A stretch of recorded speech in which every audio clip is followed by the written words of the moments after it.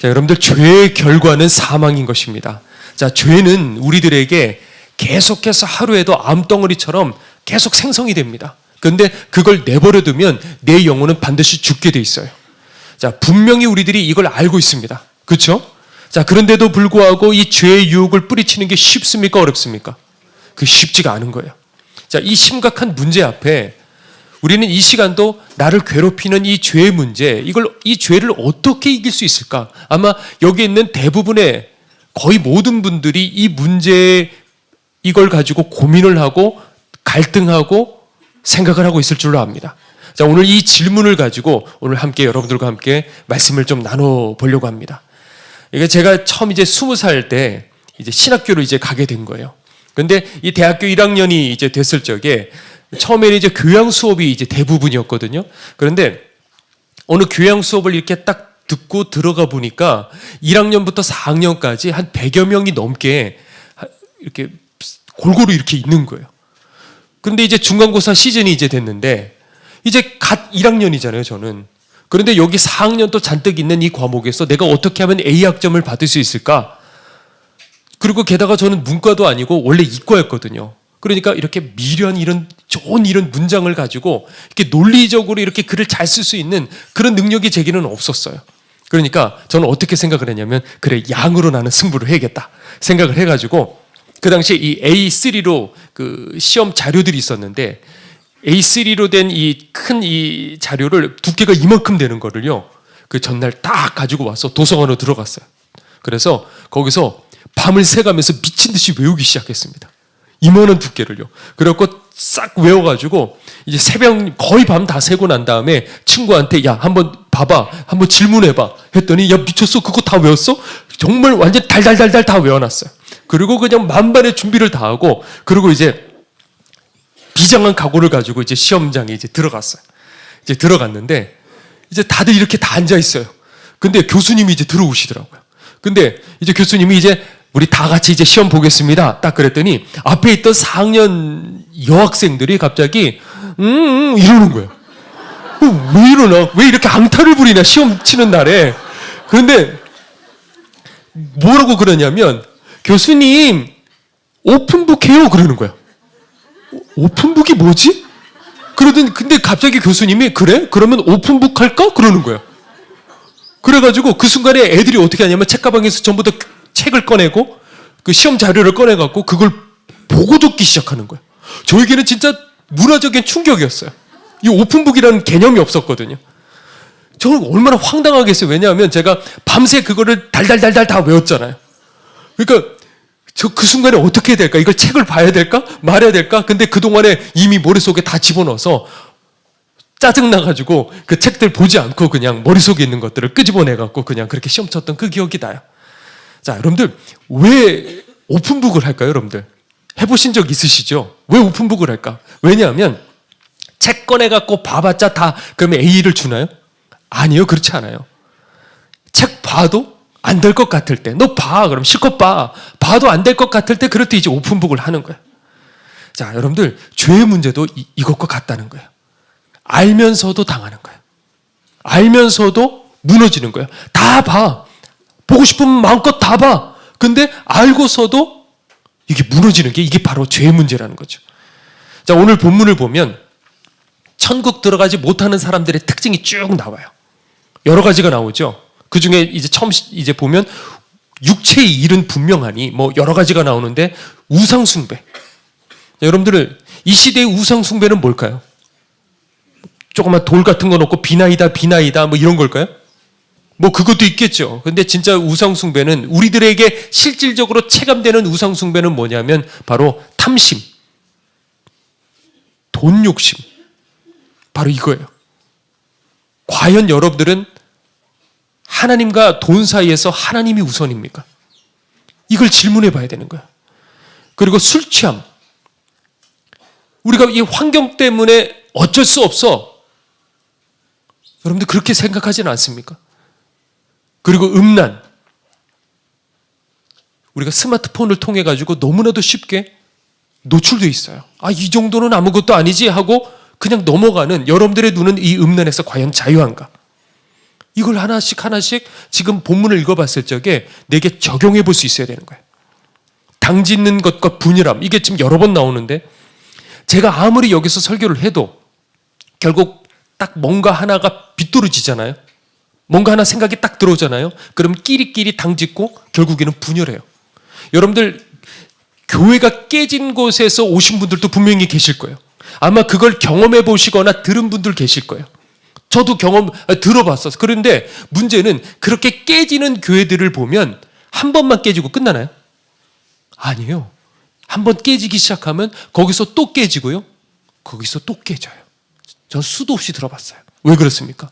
그 뒤에 이 분열의 영이 꽉 하고 사로잡기 때문에 그래요. 근데 그 사람들은 어떻게 생각하는 거예요? 내가 옳다는 거예요. 내가 맞다는 거예요. 내가 진리라는 거예요. 본질도 아닌 그걸 가지고 붙들고 결국에는 찢어지는 거예요. 그러니까 결국에는 뭐냐? 말씀 앞에 딱 굴복했으면 그 순간에 찢어지지 않겠죠. 그런데 내 감정, 내 자존심, 이게 말씀보다 더 위기 때문에 그런 거예요. 자, 그러면서 오늘 말씀에 이렇게 얘기하죠. 이런 일들을 하는 자들. 그러니까 회개할 수 있습니다. 어떤 죄를 앞에서도 회개하면 되는데 그렇게 회개한 사람들 말고 이런 일들을 행하는 현재 진행형의 이 사람들은 어떻게 되느냐? 하나님 나라를 유업으로 받지 못한다라고 돼 있어요. 자, 여러분들은 과연 여기에 자유한가? 자, 반대로 또 뭐라고 돼 있냐? 육체의 일 말고 뭐가 있냐면 성령의 열매를 또 얘기를 하고 있습니다. 뭐예요? 사랑, 희락, 화평, 오래 참음, 자비, 양선, 충성, 온유, 절제. 자, 이게 과연 그러면 내 모습일까? 여기서 교회 나오신 지 이제 얼마 안 된 사람들은 거의 별로 없을 거예요. 대부분 교회를 다닌 지 꽤 되셨을 거예요. 그랬을 적에 내게 과연 이 9가지의 성령의 열매가 내게 있는가? 주님께서는 뭐라 그러셨냐면 열매를 보아 나무를 알 수 있다 그랬어요. 내가 거듭났는지 그렇지 않은지, 내가 천국 백성인지 지옥 백성인지는 무엇을 보고? 열매를 보아 그 나무가 무엇인지 알 수가 있다 그랬어요. 그리고 좋은 열매를 맺지 못하는 나무마다 어떻게 된다 그랬어요? 찍어 불에 던지우리라 그렇게 돼 있습니다. 분명하게 다 있다고요. 이미 오픈북이라고요. 답을 다 알고 있어요. 근데 잘 되나요? 잘 안 되나요? 이걸 이렇게 말하기도, 안 된다고 말하기도 그렇고, 자, 이게 잘 안 된단 말이에요. 죄는 너무 버겁고, 그리고 성령의 열매는 나랑 너무 멀어 보인단 말이에요. 그렇다고 나는 죄인이라고 그냥 타협하고 넘어갈 문제도 아니에요. 왜? 이런 자들은 하나님 나라를 유업으로 받지 못하리라라고 돼 있어요. 자, 그러면 어떻게 하면 이 죄를 이기고 세상의 어떤 쾌락과 유혹을 이기고 그리고 버려지는 그 자리에 가지 않고 우리 영혼이 구원받을 수 있는 우리는 그 사람이 될 수 있을까? 자, 당연히 우리들에게 필요한 건 뭐냐? 첫 번째는 지속적인 회개와 결단으로 이루어지는 이 훈련을 말하는 거예요. 뭐라고요? 지속적인 회개와 결단으로 이루어지는 이 훈련. 이게 필요하다는 거예요. 자, 운전하시는 분들은 아실 거예요. 운전은 우리가 생명과도 연결되어 있기 때문에 민감해요, 안 민감해요? 예민할 수밖에 없단 말이에요. 그래서 운전을 여러분들이 하시다가 누군가가 차가 탁 치고 들어오고 어떤 위험한 상황이 연출이 되면 여러분들 갑자기 이 마음속에 스팀이 꽉 하고 끓어오르죠. 그렇죠? 이렇게 된다고요. 그리고 정신 차리고 나면 내가 분노했다는 그 사실 때문에 자책을 하게 돼요. 저도 예전에 그런 적이 있었어요. 제가 결혼하기 전에 바로 직전이었는데 저희가 이제 그 여주에 전도사로 이제 그 교회에서 이렇게 집을 사택을 마련해 주셨어요. 그래서 이제 그런 것들을 이제 거기에 이제 신혼집을 차리기 위해서 한 번은 저희 이제 장모님과 그 친척분 몇 분을 이렇게 모시고 제가 앞에서 운전을 해가지고 그 여주를 가고 있었어요. 그런데 저 차가 있고 뒤에 이렇게 차들이 줄줄줄 있는데 저 뒤에서요 갑자기 1톤 트럭이 이렇게 오더니 중앙선을 넘어서요. 차를 몇 대를 추월을 해가지고 제 앞에서 이게 삼거리인데 제 앞에서 거의 90도 각도에 가깝게 이렇게 해서 들어가 버렸어요. 그러니까 저는 다 앞으로 달리다가 차가 갑자기 중앙선에서 이렇게 가버리니까 거기서 급브레이크를 아무리 밟아도 이 차랑 부딪힐 수밖에 없는 그 상황이 됐어요. 그래서 저도 모르게 핸들을 어떻게 꺾었냐면 2차 방향으로 같이 꺾어버렸어요. 그래서 저도 모르게 제가 원치 않는 길로 가게 됐어요. 얼마나 화가 나요. 얼마나 이게 위험했어요. 그렇죠? 근데 저는 전혀 화내질 않았어요. 왜? 감히 우리 장모님 계신데 제가 어떻게 거기서 화를 내겠습니까? 아무렇지 않게 아이고 큰일 날 뻔했네요 이러고 그냥 갔어요. 근데 거기 안에서는 정말 난리가 났어요. 자, 여러분들 그럴 위험할 때가 있어요. 그렇죠? 그러면 어떻게 돼요? 화가 나는 거예요. 저도 화가 나더라고요. 그때 제가 생각했어요. 어느 날 내가 이것과 싸워야겠다 결심을 했습니다. 근데 한 번에 돼요? 잘 안 돼요. 근데 제가 절대 잊지 않았습니다. 그런 일들이 일어나면 두고 봐. 그 일들이 일어나기만 해봐. 두고 봐. 나 이거 누를 거야. 나 반드시 십자가에 못 박을 거야. 결단을 하고 벼르고 그렇게 해서 하다가 보니까 서서히 이게 줄어들기 시작하고 결국에는 누르기 시작했어요. 그리고 지금 운전을 할 적에 위험할 때가 왜 없겠어요? 저는 운전을 참 많이 합니다. 그러면 정말 위험할 때도 있어요. 근데 제 마음속에요. 그때 이렇게 별로 격동하지 않아요. 물론 별 말도 안 해요. 그냥 확 치고 갔을 적에 뭐 그러나 보다 그냥 뭐 급한가 보다 이러고 그냥 가버려요. 지금은 그렇게 됐어요. 정말 감사하게도. 물론 너무 이렇게 위험할 적에는 저도 모르게 혼잣말을 해요. 아이고 저렇게 하면 위험한데 이렇게 하고 넘어가요. 네. 왜 신기하신가요, 여러분들? 그렇게 돼요, 여러분들. 이게 계속 하다가 보면. 그러니까 여러분들 이게 대부분의 사람들이 물론 알아요. 저도 존재 자체가 죄덩어리라는 거 알고. 그런데 지금 말하자는 건 뭐냐면 이 죄가 겉으로 드러나서 말과 어떤 행동으로 이어지고 그것이 또 다른 죄로 또 이어지고 지금 이런 부분을 얘기하는 거예요. 자, 이런 거는 철저히 훈련을 통해서 가능할 수 있다는 거예요. 근데 대부분은 이게 안 될 거라고 생각을 하기 때문에 아예 포기를 하거나 아니면 조금 해보다가 근데 그것을 지속적으로 싸우지를 않기 때문에 도중에 포기하기 때문에 진전이 없는 거예요. 그래서 안 되는 거다 하고 아예 그냥 포기를 해버리는 거예요. 근데 여러분들 지금부터요. 여러분들 마음속에 여러분들을 자꾸 자책하게 만들고 쓰러지게 만드는 그 죄 있잖아요. 그거를 가장 약한 부분과 한번 싸우기를 한번 여러분들도 한번 결단을 해보십시오. 히브리서에 이런 말씀이 있어요. 너희가 죄와 싸우되 아직 피 흘리기까지 대항하지 않는다 그랬어요. 된다는 거죠. 그렇죠?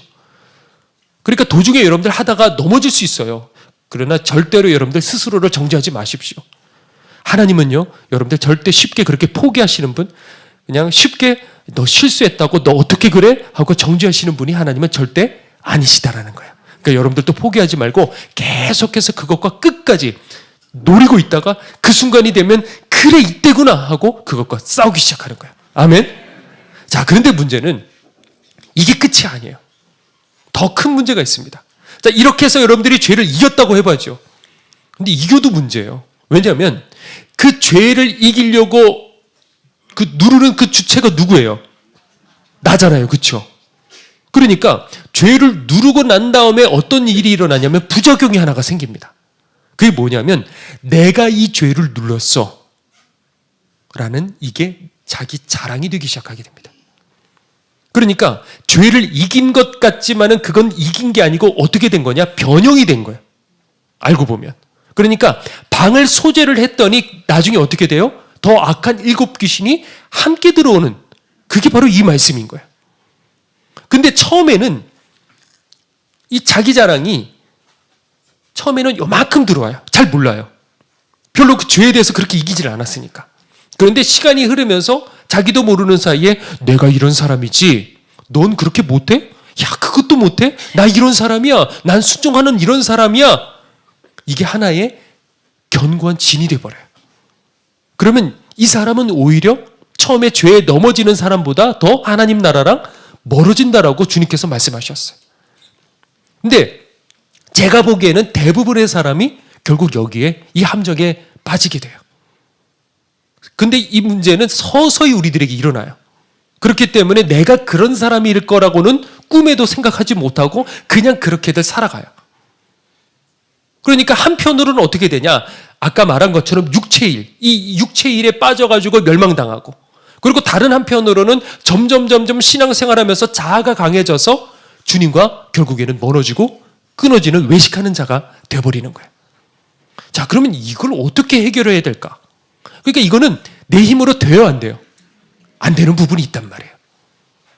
그래서 제가 지난번에 얘기했어요. 이거는 나를 십자가에 못 박아야 되는데, 그렇게 하려면 내가 스스로 나를 다 십자가에 못 박을 수 있다 그랬어요, 없다 그랬어요? 안 된다 그랬어요. 그 한 가지가 뭐냐? 지난번에 얘기를 나눴어요. 고난이라 그랬어요. 마지막 하나의 이 팔은 고난을 통해, 고난의 이 가시를 통해서 나를 못 박을 수 있다 그랬어요. 자, 그런데 또 근본적인 또 하나의 방법이 있습니다. 그게 오늘 본문의 단서가 나옵니다. 16절에 뭐라고 돼 있냐면, 성령을 따라 행하면 어떻게 된다 그랬어요? 육체의 욕심을 이루지 아니하리라 라고 돼 있습니다. 제가 오랜만에 다시 요새 학교를 다니는데, 그러면서 웨슬리에 대해서 다시 또 공부를 하게 되었어요. 이 웨슬리가 1738년에 올더스게이트 거리에서 복음적인 회심을 하게 됩니다. 자, 그런데 그 웨슬리의 생애를 찬찬히 다시 한번 살펴보고 있는데, 보면 그 앞서 회심을 한번 경험을 하게 됩니다. 그 시점에서 어떤 회심이냐 하면, 이 거룩을 향한 어떤 순종, 열정, 이걸 가지고 이 사람이 바뀌게 돼요. 그걸 읽으면서 나도 그렇다고 한다면 두 번의 회심이다. 복음적인 회심이 있었고, 그 복음적인 회심이 있기 전에 제가 21살 때 은혜를 받았어요. 그때부터 확 제 인생이 바뀌었습니다. 저는 그 전까지 신학교를 다니고서도 하나님 모르고 살았어요. 그런데 어느 날 21살 때였는데, 교회에서 카세트 테이프로 설교를 듣다가 충격을 받았어요. 아, 나 가짜구나. 눈이 그날 뜨이게 됐어요. 나 지금까지 잘못 살았구나. 그리고 그날부터 완전히 제게는 예수님에게 꽂혀버렸어요. 어느 정도였냐면, 제가 세상 돌아가는 거를 모를 정도로 오로지 그냥 기도, 말씀, 거기만 사로잡혔어요. 그래서 한 번은요, 한 밤 10시쯤 돼가지고 심부름을 나갔는데, 길거리에 그 10시경에 아무도, 거기는 사람들이 많이 밤에도 다니는 그런 번화가였거든요. 근데 아무도 사람들이 없는 거예요. 그래서 왜 없지? 그래갖고 수포를 가가지고, 아저씨 왜 이렇게 길거리에 분명히 사람들이 있는데 왜 오늘은 이렇게 사람들이 없죠? 그랬더니 아저씨가, 학생 그것도 몰라? 오늘 TV에서 허준 나오는 시간이야. 그러는 거예요. 여러분들 아시나요? 지금 이 젊은이들은 저게 무슨 말이야 그럴지 모르겠는데, 그때가 제 기억상 1999년이었거든요. 지금 그 당시에는 지금의 유튜브도 있죠, 여러 OTT들이 있죠, 볼 수 있는 여러 가지 루트들이 있지만은, 그때 사람들이 그런 볼 수 있는 매체는 오로지 이 TV밖에 없었어요. 그러니까 그때 당시에 인기 있는 드라마들은 시청률이 지금 비교할 수도 없이 그렇게 높았고, 그리고 국민 드라마다 이렇게 불릴 정도가 된다고 한다면 밖에 거의 사람이 없을 정도가 됐었어요. 그런데 그 허준이라는 이 드라마가 거의 클라이막스까지 올라갔을 적에도 제가 세상이 어떻게 돌아가는지도 몰랐어요. 아무리 유명한 가수가 나와서 뒤흔들어, 지금 또 그러는 거야. 그 가수 몰라? 모르는 거야 도대체가. 그 정도로 단절될 정도로 미친 듯이 성경 보고 기도하고 그렇게만 살았어요. 낮에는 일을 하고 밤에는 골방 들어가서 교회에서요 울면서 기도하고, 그리고 남은 여가 시간에는 기독교 서점에 들어가서 몇 시간 동안에 책을 보다가 또 안 살 수는 없어요. 그러면 책을 몇 권을 사가지고 와서 집에 가서 또 그 구석에서 쪼그려 앉아가지고 그거를 계속 또 읽고 또 읽는 거예요. 눈물로 읽어요. 그리고 당시에 누군가가 CD를 하나를 선물을 해줬는데, 보니까 그 전하사의 예수, 경배와 찬양이요. 그거를 선물을 받았는데, 그 찬양을 이렇게 듣는데 보니까요, 가사 하나하나가 귀에 들어오기 시작하는 거예요. 정말 충격이었어요. 얼마나 귀한지요. 나는 그 전까지 노래만 부르고 있었네. 가사 하나하나가 들어오는 거예요. 그때 제가 산상수훈 말씀을 지키려고 그렇게 노력을 했어요. 그래서 지난번에도 얘기했지만은, 지나가는 여자 다리 안 쳐다보려고요, 땅만 바라보고 그러고 다녔어요. 제가 한참의 세월이 지나가지고 사역자들이 다 이렇게 모이는 그런 식사하는 자리가 있었어요. 그런데 그 서빙 하시는 아주머니가 긴 치마를 입고 오셨는데, 이 치마의 이 밑단 쪽이 이렇게 갈라지는 그런 치마였어요. 그래가지고 이 서빙을 하시다가 찢어진 그 단 사이로 이렇게 종아리가 이렇게 튀어나오신 거예요. 근데 그 순간에 저도 모르게, 세월이 지났는데도 고개를 휙 하고 저도 모르게 돌려버리더라고요. 근데 휙 돌리는데 그 순간에 제 바로 건너편에 다른 한 분이 고개를 휙 하고 저같이 이렇게 돌리는데, 나 같은 사람이 있네? 하고 순간 이렇게 보니까 누구셨냐면 우리 박보영 목사님이셨어요. 네, 목사님도 그렇게 사셨구나. 자, 이때가 제가 21살 때가 제가 첫 회심했던 그때라고 저는 그렇게 생각을 해요. 그때 이제 이 구원에 대한 갈망, 거룩에 대한 이런 열정, 그때 이런 것들이 생겼던 거예요. 자, 그런데 그때 그런 저에게 구원의 확신은 없었어요. 성령께서 내 안에 계신다는 확신도 없었어요. 그렇다고 내 노력으로 구원을 이룰 수 있다는 생각조차도 물론 없었어요. 말씀에 순종을 했지만은 제가 하면 할수록 제가 느꼈어요. 뭐냐면 나는 단 하나도 지킬 수 없는 존재구나. 모든 일, 내가 행하는 모든 선행, 죄와 싸우고 하나님 기뻐하시는 일들을 몰래 하고 심지어 내 가장 숭고한 선행이라 할지라도 그 속에 죄가 붙어 있더라고요. 그래서 이것이 하나님께서 흠양하실 만한 온전한 것이 될 수 없다는 것을 하면 할수록 제가 느끼더라고요. 그래서 로마서 7장에 오라 나는 곤고한 사람이로다. 이 사망의 몸에서 누가 나를 건져내랴. 이게 진짜 제 고백이었어요. 자, 그런데 여기까지는 이게 너무 와닿는 거예요. 이 죄의 법이 나를 사로잡아 나를 끌어내려버리는 거예요. 그런데 로마서 8장으로 딱 넘어갔을 적에 이게 도대체 여기서부터 이해가 안 되는 거예요. 이건 내가 아니에요. 전혀 딴 세상이었던 거예요. 어떻게 죄를 이기지? 어떻게 성령님으로 인해서 내가 어떻게 죄를 이길 수가 있지? 그런데 그때는 제가 주님을 인격적으로 만난다는 이 개념 자체가 뭔지를 몰랐어요. 그런 말을 몇 번 제가 들었기는 했지만은 그게 도무지 아무리 이해를 하려고 해도 이해가 되질 않았어요. 그래서 제가 그때 당시에 이제 기도를 했어요. 주님, 저도 만나주세요. 주님, 저를 만나주세요. 그렇게 제가 갈망을 하다가 3년 뒤인 24살 때 주님을 인격적으로 드디어 만나게 되었어요. 그때가 저에게 있어서 이 두 번째 회심, 그러니까 복음적인 회심이었어요. 뭐 사람들마다 이 두 번의 회심이 있다는 건 아니에요. 저는 그랬단 말이죠. 그 순간에 주님을 인격적으로 만나는 그 순간에 내가 구원받았다는 게 믿어지더라고요. 믿습니다. 그전에는 아무리 해보려고 해도 안 되는데 믿어지더라고요. 그리고 내가 지금 당장 죽더라도 내가 천국 가겠다는 게 그저 믿어지더라고요. 그런데 그 사실보다 제가 그렇게 갈망했던 이것들이 이루어지는 그 사실보다 더 충격적인 게 뭐였냐면 바로 십자가 사랑이 그 순간에 제 가슴 속으로 쏟아 부어지기 시작하더라고요. 그전에 제가 예수님 십자가 설교 많이 들었어요. 그리고 예수님 채찍 맞으시는 그 영화 있지 않습니까? 그 당시에 그 충격적인 그 장면 앞에 저도 같이 눈물 흘렸어요. 고마웠어요. 그런데 그게 전부였어요. 그런데 성령님을 통해서 예수님의 그 십자가의 사랑이 경험되는 그 순간에 견딜 수가 없어요. 터져버릴 것 같아요. 내가 이분 위해서 내 인생을 녹여버리고 싶더라고요. 전부 다 드리고 싶더라고요. 그런데 그 순간에 이 성경 말씀들이 다 이해되기 시작했어요. 오늘 본문 말씀도 그 중에 있었어요. 성령의 9가지 열매. 9가지 열매는 이거는 특징들이고 결국 그 뿌리, 줄기와 뿌리는 하나예요. 그건 뭐냐? 바로 십자가의 사랑인 거예요. 십자가 사랑. 그 사랑을 알게 되면 나도 하나님 사랑하게 되는 거예요. 사랑하기 때문에 오래 참아요. 사랑하기 때문에 나눌 수 있어요. 사랑하기 때문에 내가 절제할 수가 있는 거예요. 하나님을 사랑하라. 그리고 이와 같이 내 이웃을 사랑하라. 이웃 사랑이 우선이 아닌 거예요. 그 십자가 사랑이 내게 부어지는 그 순간에 내가 하나님을 사랑하게 되고 그리고 이웃도 사랑하게 되는 거예요. 근데 성령께서 내게 임하셨어요. 그런데 그렇다 하더라도 죄가 유혹이 안 돼요? 돼요, 안 돼요? 그래도 되긴 돼요. 그런데 그 순간에 어떻게 되느냐? 주님께서 내가 이 죄를 저지르면 슬퍼하시겠지? 이런 생각들이 있기 때문에 그거를 못 붙들겠더라고요. 그러니까 예전에 내게 유혹이 되던 그 죄들이 내게 점점 힘을 잃어가게 돼요. 그러니까 유혹이 안 되는 건 아닌데 옛날에는 이거를 끊어버리려고 아무리 해도 안 되는데 이제는 쉽게 뚝 하고 잘라져 버리는 거예요. 그전에는 그 어떤 죄에 집착을 해요. 안 하려고 하면 할수록 자꾸 내가 그걸 생각하다 보니까 더 집착하게 돼요. 그런데 이제는 어떻게 되느냐? 내가 하나님 뭘 기뻐하시지? 우리 주님께 자꾸 그 십자가 사랑에 주님을 자꾸 사랑하는 그 마음이 있으니까 내 관심사가 죄가 아니고 성령의 열매에 이제 생각을 하게 되죠. 관심사가 바뀌게 되죠.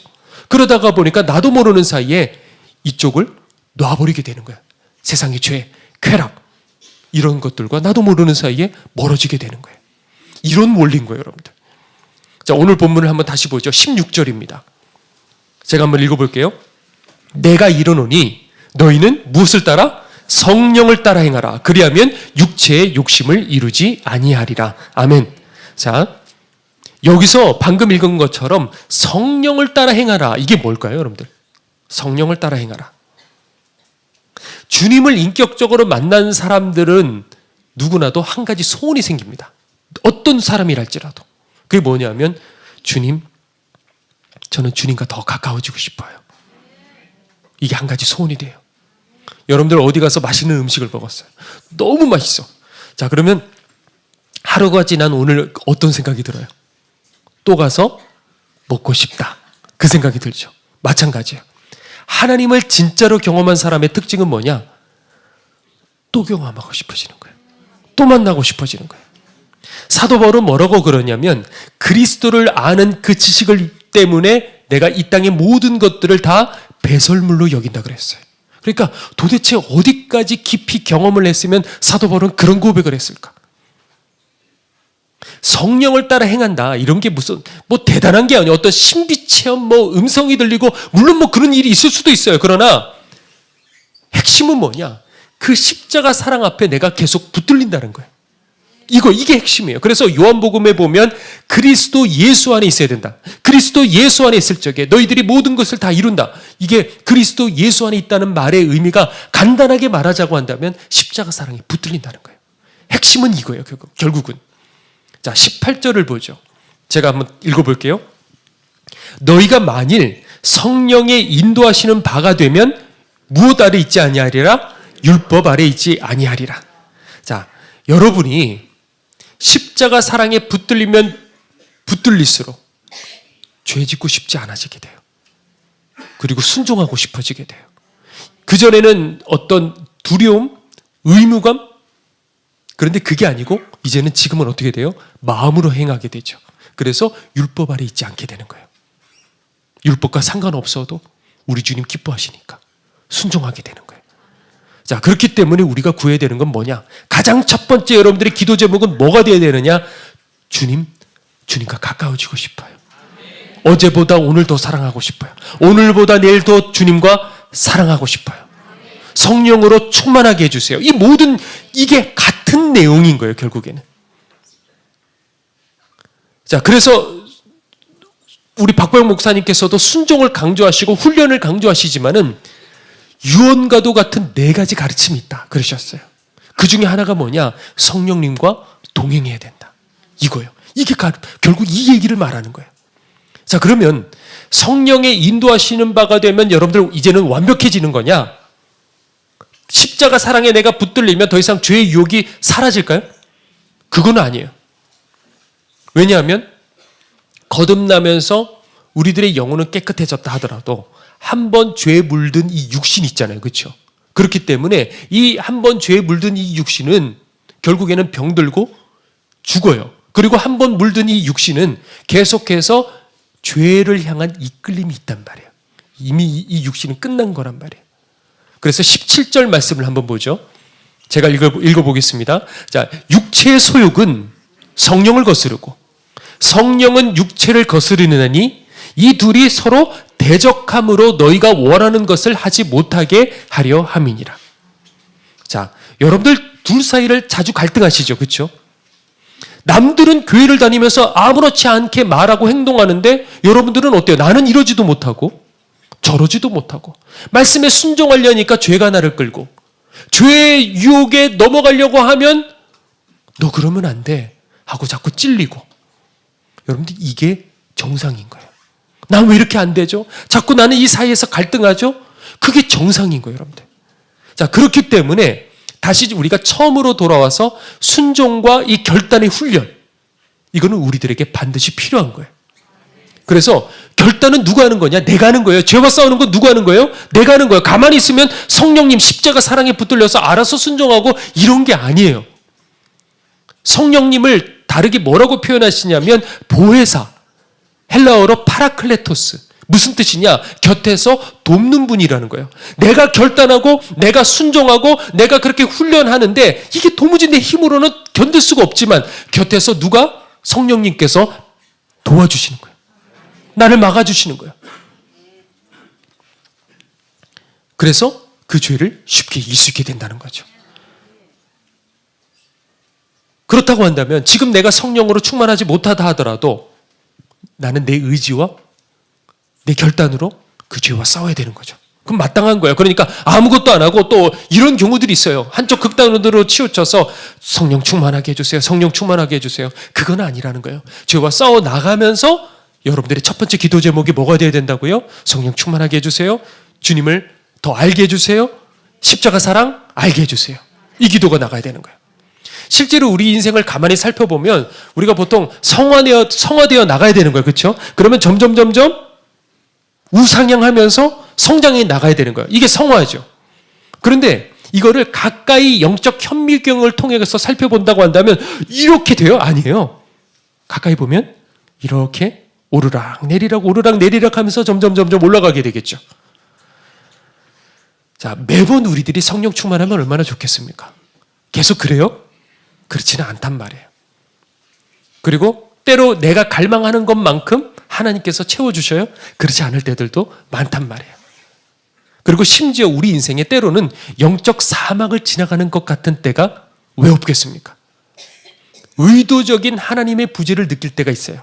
누구의 의도? 하나님의 의도로 우리는 영적 사막을 지나갈 때도 있어요. 성경에 나오는 하나님의 사람들도 다 그랬어요. 베드로도 그 새벽에 좌절했고 모세와 다윗도 광야에서 좌절하던 그 기간들이 있었어요. 그 순간에 그러면 우리들에게 성령의 인도하심이 없으니까 그러면 죄에 대해서 무너지고 그냥 포기하란 말입니까? 그런 게 아니에요. 그때 어떻게 하라고요? 내 의지를 가지고 죄와 버벅버벅 대가면서도 싸우고 결단하고 순종하고 이렇게 살아가는 거예요. 이 보디발의 아내가 요셉을 유혹을 했어요. 그때 요셉이 목숨을 걸고 그 유혹을 딱 부인을 했을 적에 자, 과연 그 순간에 요셉이 막 성령을 충만해가지고 이렇게 했겠어요? 아니에요. 그런 거 아니라고요. 저 그렇게 생각하지 않아요. 왜냐하면 그 순간에 그냥 확 결단해버린 거예요. 그 전까지 요셉의 삶은 어땠을까? 이 속에 분노, 미움, 신세 한탄, 원망 이런 것들이 얼마나 그냥 수시로 올라왔을 것 같아요. 그렇죠? 그러니까 은혜랑은 전혀 멀어 보이는 어쩌면 매번 갈등하는 여러분들의 하루와 다를 바 없이 오히려 노예로 팔려갔잖아요. 그러니까 훨씬 더 소망 없이 힘든 그 하루하루를 그냥 버티고 살아갔을 거란 말이에요. 결단으로 잘라버렸을 거예요. 그런데 주님께서는 우리를 그 상태로 계속 살아가기를 내버려 두시지 않으셔요. 그래서 구하라, 찾으라, 두드리라. 그러면 내가 너에게 가장 좋은 것을 줄 것이니 그것은 뭐예요? 성령을 주시리라 그러셨어요. 성경에 보면 복음서에 이미 제자들이 성령을 받아요. 그래서 요한복음 20장을 보면 예수님께서 제자들에게 숨을 내쉬면서 뭐라 그러셔요? 성령을 받으라 그러셔요. 그러니까 적어도 제자들은 이 시점에서 성령으로 거듭난 거예요. 적어도. 자, 그러면 사도행전에서 그러면 오순절이 있단 말이에요. 오순절에도 성령을 받았어요. 그럼 이건 뭘까요, 여러분들? 20장에 요한복음 20장에 성령을 받으라. 그 전에 발 씻기는 장면에서 너희들은 이미 목욕을 했고 깨끗했다. 뭐 이미 그렇게 됐는데 오순절에 성령 받는 거 그건 뭘까요? 그거는 권능으로서 성령을 받은 거예요. 이미 거듭난 건 요한복음 20장 그리고 사도행전에서 받는 거는 권능으로 받는 거예요. 그런데 여기서 우리가 간과해서는 안 되는 게 뭐냐? 그때로부터 권능도 받았겠지만은 은사도 받았겠지만 그것보다 더 중요한 거는 제자들도 변했다는 거예요. 이때부터 제자들이 어떻게 변했냐? 죽음을 두려워하지 않게 돼요. 복음서에서 뛰어넘지 못했던 게 그 죽음이었어요. 그렇죠? 죽음을 두려워하지 않아요. 죽을 정도로 채찍을 한번 맞아요. 그런데 또 그리로 돌아가서 복음을 또 전해요. 말이 돼요? 트라우마 생길 것 같은데 그 자리에 그대로 가요. 그리고 원수를 사랑하고 핍박하는 자들을 위해서 기도하기 시작해요. 그러니까 산상수훈 말씀이 사도행전에 갔을 적에 하나하나 이루어져요. 그러니까 집에 가서 한번 사도행전 보셔요. 비교해 보면 하나하나 그것이 이루어지기 시작해요. 자, 왜 그런지 아십니까? 그들은 그때 성령께 완전히 사로잡혔기 때문에 그런 거예요. 여러분들도 나름 여러분들의 인생에 성령 충만했다고 스스로 느끼는 날들이 있을 수도 있을 거예요. 제가 여러분들을 무시하고자 하는 건 아니지만은 제가 여러분들에게 단호하게 얘기합니다. 지금 우리 이 시대에 내가 경험했고 내가 상상하는 것과도 비교할 수 없는 훨씬 더 크고 강력한 성령의 충만함이 우리들을 향해 예비되어 있다는 거예요. 내가 모르는 훨씬 그 깊은 단계의 그 은혜의 그 단계, 그것들이 우리들을 향해 예비되어 있는데, 지금 이 시대에 그만 비밀과 같이 그것이 보자기에 쌓여서 많은 사람들은 그 앞을 지나가지만은 그게 뭔지를 모르고 그냥 그렇게 살아가고 있는, 우리는 이 시대를 살아가고 있는 거예요. 여러분들 한 번쯤 들어봤을 법한 무디도요, 이렇게 고백을 합니다. 예전에 이 사람이 워낙에 어렸던 그 시절부터 전도하기 시작하고 그리고 설교자로서 알려지기 시작합니다. 많은 사람들이 이분이 나타나기만 하면 그 설교를 들으려고 모이기 시작했어요. 그런데 어느 날 어떤 나이 많은 한 여인이 이렇게 말을 합니다. 당신은 지금으로 안 돼요. 성령으로 충만해져야 됩니다. 그러니까 이분이, 아니 내가 누군데, 내가 이렇게 유명한 사람인데 지금 당신이 나한테 지금 이런 소리를 했어? 이렇게 말을 하지 않고 겸손하게, 그래요, 저는 성령으로 충만해질 필요가 있습니다. 그리고 그날부터 이 분이 말했던 것처럼 갈망하기 시작했어요. 하나님, 나는 성령으로 더 충만해지고 싶어요. 주님과 더 가까워지고 싶어요. 그 기도를 했단 말이에요, 이 무디가. 그런데 어느 날 길을 걸어가는데 갑자기 성령께서 임하시기 시작하셨어요. 그 순간에 얼른 알아차리고 사람들 없는 골목으로 쑥 하고 들어갔어요. 그리고 그 골목에서 이 무디가 소리치기 시작했어요. 하나님, 제게 이 능력 이제 더 이상 그만 주십시오. 이러다가 내가 여기서 죽을 것 같습니다. 그 고백이 나올 정도로 성령께서 쏟아 부어질 정도로 무디에게 주셨어요. 이때가 이미 성령으로 무디가 거듭난 지 16년 후였어요. 그때 무디가 이렇게 말을 합니다. 나에게 온 세상을 다 가져다 준다 할지라도 이 체험을 경험하기 이전 상태로 나는 절대로 돌아가지 않을 거다. 세상의 부귀영화는 거울에 달린 조그만 먼지와 같은 것이다. 이렇게 고백을 했어요. 그렇죠? 사도 바울의 고백과 비슷하죠. 이런 일들이, 이런 기록들이 꽤 많아요. 제가 이런 것들만 많이 찾아봤어요. 아, 그 다음에 이런 체험들이 있구나. 이런 은혜들이 있구나. 웨슬리, 아까 제가 얘기했지만 웨슬리가 가르친 것 중에 점진적인 성화가 있고 순간적인 성화가 있어요. 이런 교리가 있는데, 일반적인 건 점진적인 성화죠. 여러분들 잘 알다시피 회개하고 결단하고 순종하고 하면서 조금씩 우리들이 주님과 닮아지기 시작하는 거예요. 이게 점진적인 성화예요. 그런데 순간적인 성화는 뭐냐 하면 방금 말한 것처럼 우리 인생의 어떤 지점에서 갑자기 성령으로 부어지는 거예요. 갑자기 성령으로 충만해져서 그때 내 인격과 내 가치와 이런 내 삶의 많은 부분들이 그 순간에 많은 변화가 일어나기 시작하는 거예요. 이것이 19세기로 넘어가면서 웨슬리 사후에 이제 교단과 상관없이 거룩을 추구하는 이 성결 운동으로 이어지기 시작을 하게 됩니다. 그러면서 19세기에서부터 20세기 초까지 유럽과 북미 대륙에 강력한 부흥의 역사가 일어나요. 평양 대부흥도 그 연장선상이고, 아까 말했던 무디도 바로 19세기 사람이에요. 그러니까 그때 이런, 내가 주님을 인격적으로 처음에 만나고 성령으로 거듭나고 이것과 상관없이 다시 성령으로 불받는, 그래서 인격이 기적이 일어나고, 이게 지금 이런 얘기를 하자는 게 아니에요. 내 인격이 변하고 삶이 변하고 전혀 다른 인생이 되고, 이런 기가 막힌 일들이 많이 일어났어요. 오래전 어떤 기록을 제가 봤는데 대충 제가 기억을 더듬어 보면 이런 얘기였어요. 그 이후 세대인데, 그러니까 우리 시대 거룩한 하나님의 사람이라고 존경받는 분들도, 그 거룩의 단계까지 귀한 하나님의 사람이라고 불리는 그 사람들도 그 웨슬리 당시에 못 배운 그 광부들, 그 노동자들이 이제 막 주님을 만났는데 성령으로 부음받은 그 사람들의 그 거룩한 그 수준만큼도 되지를 못했다. 제가 책을 읽다가 이런 대목을 봤어요.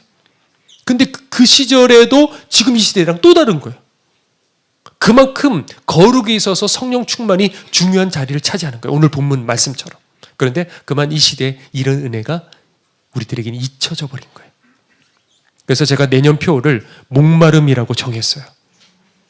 우리가 하나님을 향해 목마를 때 하나님께서 여러분들의 인생길에, 그리고 여러분들의 가정과 우리 길튼교회 위에 직접 임하실 때, 우리가 변하게 될 때, 우리가 증인이 될 때, 우리들의 삶이 변하게 될 때 많은 영혼들이 주님 앞으로 돌아오게 될 줄 믿습니다. 자, 여러분들에게 어떤 그렇기 때문에 무슨 신비한 체험이다, 권능을 받아야 된다, 은사를 받아야 된다, 지금 오늘은 그런 얘기를 하자는 게 아니에요.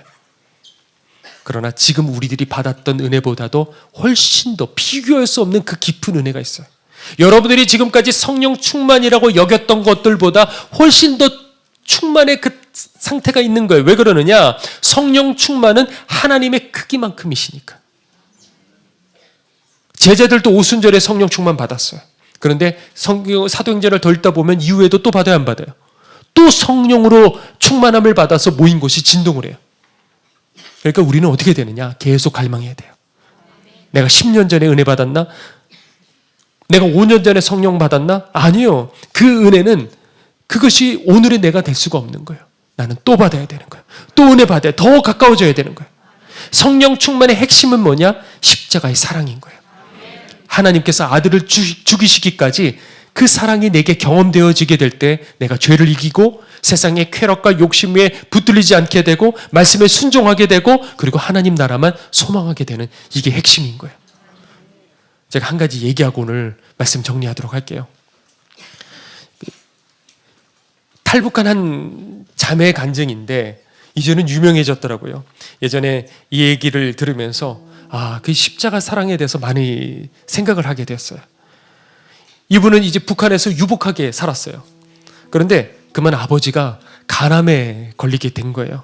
그래서 그 아버지를 이제 그때는 거기는 이제 복지 그런 건 없잖아요. 북한에는 애초에. 그러니까 병원비를 모으려고 20대 초반 나이에 생활전선에 이제 뛰어들기 시작을 했고, 그때 이제 그런 얘기를 들은 거예요. 누군가에게 중국으로 넘어가면 거기에 쉽게 너가 가진 그 기술, 연주하는 그 기술을 가지고 쉽게 한 1,600만 원 정도는 벌 수 있다. 그래? 솔깃해가지고 이제 탈북을 하게 된 거예요. 그런데 중국에 넘어가자마자 그게 사기죠. 결국 인신매매단에 붙잡혀가지고 팔려버리게 된 거예요. 그리고 어디를 차를 타고 한참을 가다가 보니까 중국 심양의 어느 시골집에 이제 가게 되었어요. 그리고 거기서 처음 만나는 한족 시어머니를 만나게 됩니다. 강제로 결혼하게 된 거예요, 그냥. 너무 무섭잖아요, 그렇죠?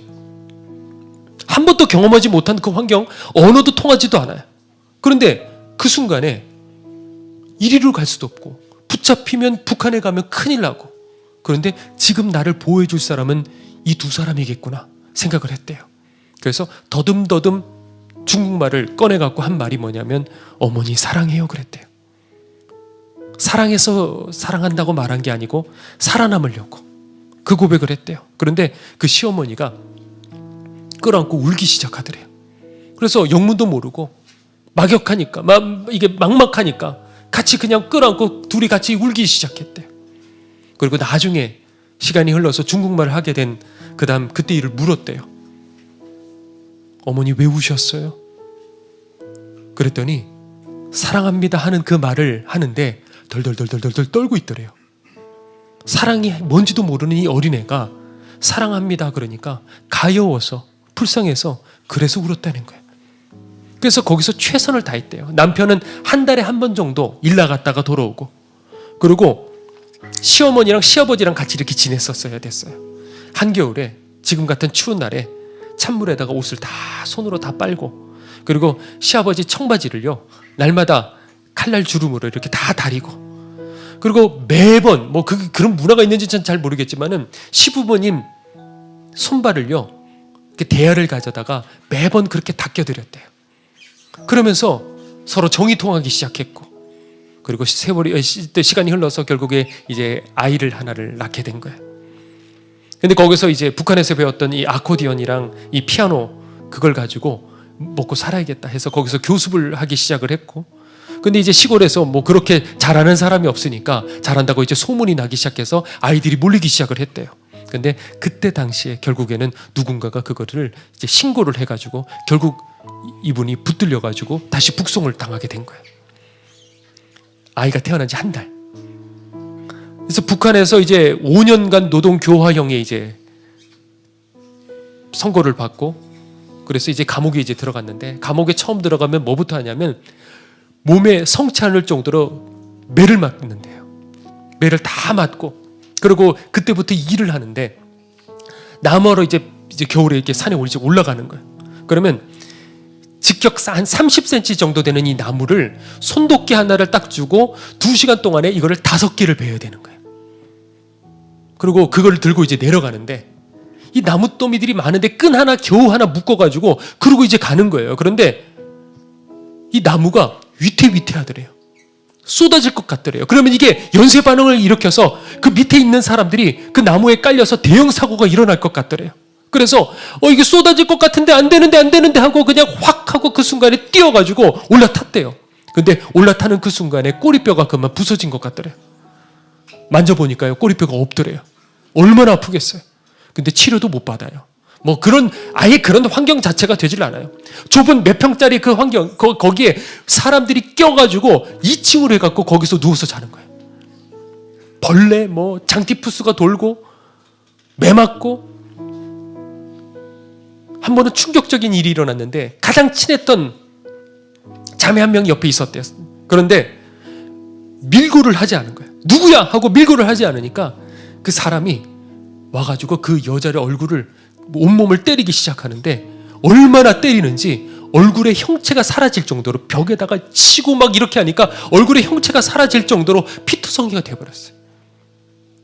몸서리치기 두려운 거예요. 그러니까 거기서 살아남은 사람은 한 확률이 3분의 1 정도. 3사람 중에 1사람 정도 살아남아요. 근데 그 5년간을 이 악물고 버텼대요. 왜? 그 어린 딸 만나려고. 그래서 이제 출설 날이 이제 됐는데 감옥에서 함께 지내던 어떤 사람이 그 전까지는 그런 얘기 못 들었어요. 근데 귓속말로 용기 있게 이런 얘기를 하더래요. 너 또 중국 갈 거지? 나 안 가요. 그랬더니 너 중국 가다가 잡히면 네가 가장 원하는 그 소원을 말해. 그리고 그 말 다 하고 난 다음 마지막에 예수님 이름으로 기도드립니다. 아멘. 꼭 이렇게 한번 해봐. 근데 듣는 순간 소름이 돋더래요. 왜? 그 예수 이름을 예전에 아버지가 그 얘기를 했더래요. 그래서 출소 당일에 곧바로 탈북을 시도를 했고 근데 곧바로 또 붙잡혔어요. 이번에 들어가면 10년형이에요. 곱하기 2가 되는 거예요. 그러면 10년이 되면 이거 다시 살아나오기 어려운 거예요. 이미 끝난 거예요. 근데 그 순간에 어떻게 되겠어요? 이제 붙들려서 이제 신문 당하기 직전인데 죽도록 감옥에서 기도했대요. 나 살려달라고, 나 좀 살려달라고. 그리고 예수님 이름으로 기도합니다. 아멘. 나 살려달라고, 예수님 이름으로 기도합니다. 아멘. 이거를 계속했대요. 그래서 이제 취조실로 들어가서 이제 보이부 지도원을 만났는데 보통 고개를 들지를 못한대요. 그리고 고개를 푹 숙이고 그리고 막 이렇게 취조를 받는데 앞에서 흐느껴 우는 소리가 들리더래요. 왜 여기서 막 옆에는 뭐 소리 지르고 막 맞고 뭐 이러는데 이게 왜 우는 소리가 들리지 하고 그러는데 이 앞에 있는 이 사람이 그러더래요. 고개를 들어보라. 들고 보니까요. 자기를 취조하려는 그 사람이 대학 때 자신을 짝사랑했던 그 남자였던 거예요. 야, 이 가시나야. 똑똑한 줄 알았더니 너 바보구나. 그러더니 울면서요. 붙잡고 힘을 써갖고 밖으로 내보낸 거예요. 그렇게 해가지고 우여곡절 끝에 빠져나와가지고 몸이 완전히 35kg밖에 되지 않았어요. 만신창이가 돼가지고 결국 시댁 있는 거기까지 갔는데 보니까 이 아이는 그새 커가지고 7살이 됐어요. 딸은요 집에 방 안에 보니까 엄마 만나고 싶어서 옛날 엄마 그 사진 한 장 그거 보고 엄마 그림을 계속 그리고 있었어요. 근데 엄마를 딱 보니까 완전히 흉측한 거예요. 무서워갖고 딸이 피하더래요. 근데 남편이 그랬대요. 여기 있으면 또 붙잡힌다고 장담하지 않을 수가 없으니까 너는 한국으로 가라. 친척들이 다 반대를 하더래요. 왜냐하면 잘 사는 그 한국으로 가면 다시는 되돌아오지 않다더라. 가면 안 된다고. 그랬더니 남편이 그랬어요. 다시 내가 못 만나더라도 북송돼서 죽는 것보다 낫지 않겠냐. 그래갖고 남편이 손을 붙잡고 결국 직접 데리고 그거를 다 이렇게 건너가서 결국 베트남까지 그렇게 가게 했대요. 그리고 거기서 마지막으로 이제 남편과 헤어지는데 남편이 그렇게 얘기를 했어요. 너 뒤돌아보지 마. 너 지금부터 행복해야 돼. 지금까지 너 불행하게 자랐지만은 너 고생 많이 했어. 한국 가서 다시 중국으로 돌아오지 않아도 돼. 내 아이 낳아줘서 고마워. 너 행복하게 살아야 돼. 꼭 지금부터 행복하게 살아야 돼. 다시는 안 볼 사람처럼 그렇게 얘기를 하더래. 그렇게 해서 한국에 도착해서 처음에 하나원으로 이제 들어가죠. 그래서 교육을 이제 몇 달을 받고 그리고 몇 달 만에 드디어 이제 나와서 전화를 하게 됐대요. 근데 시부모님이 이제 받으시는데 남편을 이제 좀 바꿔달라고 아무리 말을 해도 안 바꿔주더래요. 이상하다. 근데 바꿔달라고 자꾸 그러니까 시어머니가 펑펑 울기 시작하더래요. 그러면서 말을 하더래요. 아들은 이 땅에 이미 없대요. 어머니, 남편한테 이미 다른 남자가 생긴 거죠? 저 지금 저한테 거짓말 하시는 거죠? 그랬더니 시어머니가 계속 울면서 그런데 보니까 거짓말 같지 않더래요. 뭐라 그러냐면 남편이 그때 당시 이제 32살이었는데 뇌수막염으로 죽었대요. 이미 아픈 몸으로 자기 생명이 이제 얼마 남지 않은 걸 알고 남은 그 모든 힘을 다해서 생명을 다해서 아내를 베트남까지 그때 그렇게 데리고 갔던 거예요. 남편은 아내를 살리기 위해서 자기가 죽을 거라는 걸 숨겼던 거예요. 왜냐하면 내가 뇌수막염에 걸려서 이제 얼마 되지 않으면 죽는다 이러면 아내가 오겠어요? 한국까지 가겠어요? 그렇지 않은 걸 아는 거예요. 이분이 우시는 거예요. 내가 뭔데? 도대체 내가 뭔데? 왜 이 사람들이 왜 나를 위해서 다 이렇게 희생을 하는데 내가 도대체 뭔데? 그러고 우시더라고요. 그렇게 하나원을 도착을 했을 적에 가장 먼저 불렀던 그 찬송이 뭐였냐면 하나님은 너를 지키시는 자. 하나님께서 이 한 분을 살리기 위해 귀한 사람들의 희생을 통해서 여기까지 보내셨던 거예요. 하나님이 뜻 안에 있었던 거예요. 자, 우리가 이 땅에 이렇게 숭고한 사람, 어떻게 이런 순수한 남편이 있을 수가 있을까? 이것만 들어도 내 마음이 뭉클한데 전능하신 하나님께서 나를 위해서 십자가에 대신 달려 돌아가신 거예요. 물론 우리들 중에 골고다 언덕에까지 가서 십자가에 못 박히시는 그 장면을 본 사람은 아무도 없어요. 그러나 보지 않고 믿는 자는 복되도다 그러셨어요.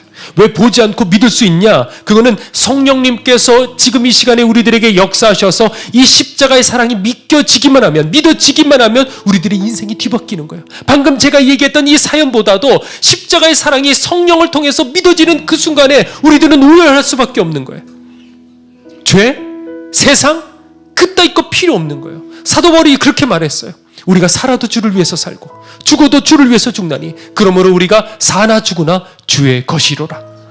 주님, 내 모든 마음 다 가져가십시오. 주님, 내 모든 인생 다 가져가십시오. 나는 주님의 것입니다. 이게 그냥 말하는 것이 아니라 내 영혼에서부터 나오는 이 고백, 이런 고백들이 왜 이 시대에는 과연 없는 걸까? 이건 율법이 아닌 거예요. 여러분들, 넌 그렇게 살아? 내가 주인이야? 너 죄 짓지 마? 이런 거 아니에요. 진짜 신앙은 뭐냐? 바로 사랑의 속박인 거예요. 사랑할 때 종교가 아니고 진짜 신앙이 시작되는 거예요. 제가 여기서 여러분들에게 수도 없이 말해요. 회개하십시오. 똑바로 사십시오. 그러다 지옥 가면 안 됩니다. 그러나 그거는 회개의 그 밑바탕에는 뭐가 있느냐? 바로 사랑인 거예요. 사랑하기 때문에. 그렇지 않으면 다 율법인 거예요. 예배도 이게 없으니까, 기도도, 헌신도, 죄와의 싸움도 이게 없기 때문에 모든 게 우리들에게 부담이 되는 거예요. 주님께서 왜 날 사랑하셨는데 나는 내 가슴은 반응하지 않을까? 주님께서 날 위해서 채찍질을 당하셨는데 왜 내 삶은 변하지 않을까? 여러분들, 오늘 시간 우리 함께 찬송 부르고 기도할 때 여러분들 다른 기도하지 마십시오. 하나님, 내게 이 십자가 사랑 알게 해주십시오. 내게 성령의 충만함을 허락해 주십시오. 그래서 오늘 이 자리에서 다시 한번 회개하고 주님 앞에 순종하겠다고 결단할 수 있는 오늘 시간 되시기를 간절히 소망합니다. 함께 찬양 드리겠습니다. 나의 사랑을 주께 고백하게 하소서.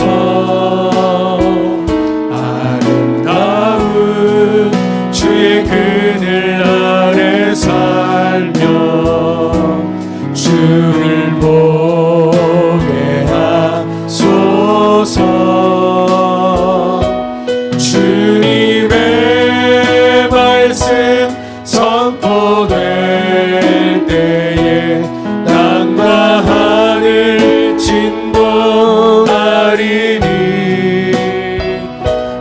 나의 사랑 고백하리라.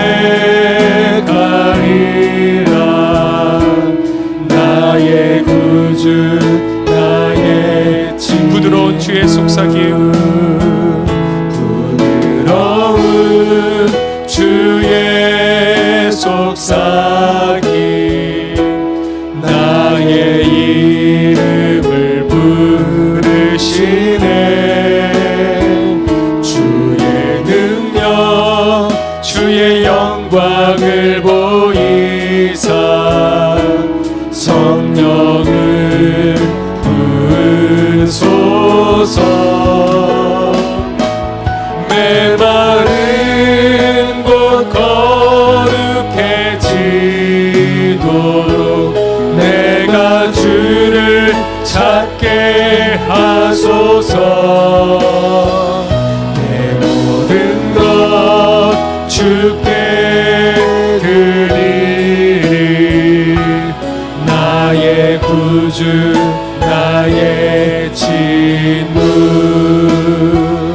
온 마음으로 주를 바라며 나의 사랑 고백하리라. 나를 향한 주님의 그 크신 사랑 간절히 알기 원해. 주의 은혜로 용서하시고 나를 자녀 삼아 주셨네. 나의 사랑 고백하리라. 나의 구주 나의 메마른 곳 거룩해지도록 메마른 곳 거룩해지도록 내가 주를 찾게 하소서. 내 모든 것 주께 드리리. 나의 구주. 우리 마지막으로 고백하겠습니다. 두 손 들고 주의 은혜로 용서하시고 주의 은혜로 용서하시고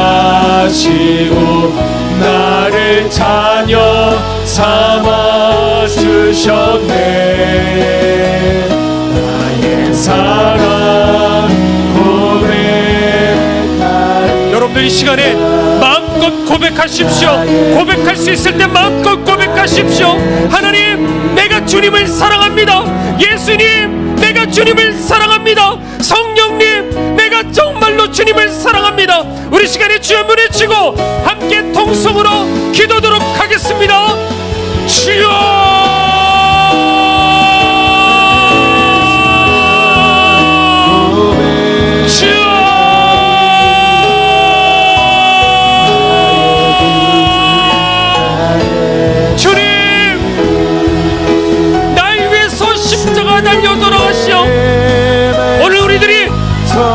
여기까지 올 수 있었습니다. 한 여인을 향한 남편의 그 희생을 통해서도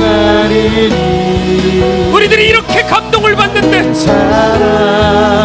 어찌 그 사랑을 평생 잊어버릴 수 있겠습니까? 그런데 전능하신 하나님께서 나를 건지시기 위해서 이 땅에 내려오셨고 매맞으셨고 고통당하셨고 내가 죽어야 될 그 자리에 대신 죽으신 그 사랑이 믿겨지게 되는 이 순간에 어찌 잊어버릴 수 있겠습니까? 주여, 성령을 통해서 이 시간에 믿어지게 하여 주시옵소서. 성령님을 통해서 이 시간에 우리들의 눈이 뜨이게 하여 주시옵소서. 주님을 인격적으로 만나게 하시고 성령의 충만함으로 우리들에게 임하여 주여, 오늘 십자가를 볼 수 있게 하여 주시옵소서. 날 위해서 달려 죽으신 그 십자가, 그 기가 막힌 그 십자가 앞에 땅을 치며 울게 될 때 내 평생에 잊지 못할 신부를 향한 그 신랑의 희생, 하나님, 그것이 탈북했던 어떤 누군가의 얘기가 아니라 바로 내 얘기며 바로 나의 간증인 줄 믿습니다. 주님, 이 시간 우리들의 눈을 뜨게 해주시사 하나님, 그 십자가 사랑 앞에 이제는 아름다운 성령의 열매를 맺을 수 있는 하늘의 은혜를 부어 주시옵소서. 이 시간에 우리들의 눈을 뜨게 하여 주시사 신앙은 바로 사랑의 속박입니다. 나를 얽어매어 십자가에 나를 묶어 주시옵소서. 주님과 함께 연합되어 주님 죽으실 때 나도 죽고 주님 다시 사실 때 나도 사는, 세상에 대해서 죽고 세상이 나를 대해서 죽는 그 사랑의 속박이 오늘 우리들에게 반드시 임하게 하여 주시옵소서. 하나님,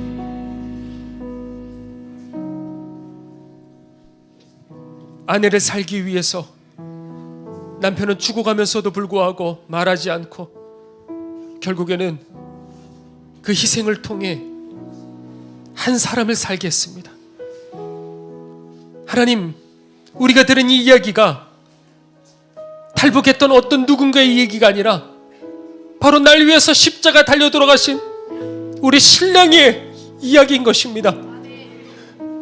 그런데 왜 이것이 우리들에게 와닿지 않는지요? 날 위해서 십자가에 못 박혀 죽으셨는데, 그래서 우리들이 살아나서 오늘 여기 있는 것인데, 그 희생 때문에 우리들이 여기 이 자리에 있는 것인데, 왜 우리들의 마음이 이렇게 완악한지요? 왜 죄와 싸우지를 못하는지요? 왜 천국을 그리워하지를 않는지요? 하나님, 눈이 뜨이게 하여 주시옵소서. 우리들의 인간적인 육신의 눈으로 되지 않으니 성령으로 말미암아 우리들의 눈을 뜨게 하여 주시사 그 십자가를 분명히 보게 하여 주시고 오늘 우리들 가슴 속에 십자가 새기게 하여 주셔서 평생에 주님을 잊지 않는 보답하는 그 삶이, 그 인생이 될 수 있도록 성령님 반드시 역사하여 주시옵소서. 오늘 주님의 그 십자가 사랑에 감격하여 우리들의 귀한 예물을 하나님 앞에 올려드립니다. 주님, 기억하여 주시사 지금도 쓰러져가며 지금도 죽어가며 지금도 그 십자가 사랑 알지 못하는 많은 영혼들에게 하나님 이 예물이 전달될 때 주님 살아나는 역사가 임하게 하여 주시옵소서. 치유되는 하늘의 역사가 임하게 하여 주시옵소서. 회복되는 하늘의 역사가 반드시 임하게 하여 주시옵소서. 그리고 하나님, 오늘 이 자리에서 병든 지체들이 있습니다. 좌절하는 지체들이 있습니다. 답답하여 하나님 내 영혼 깨어나게 해달라고 간구하고 눈물 흘리는 지체들이 있습니다. 주님, 기억하여 주시사 오늘 시간에 나사렛 예수 그리스도 이름의 능력으로 치유하여 주시고 회복시켜 주시고 하나님 만나게 하여 주시옵소서. 지금은 우리를 위하여 십자가에 달려 돌아가신 예수 그리스도의 은혜와 하나님의 크신 사랑과 성령님의 인도하심이 오늘 그 십자가의 사랑 회복하기를 원하는 주의 모든 백성들 머리 위에 지금부터 영원토록 함께 하옵시기를 간절히 축원하옵나이다. 아멘.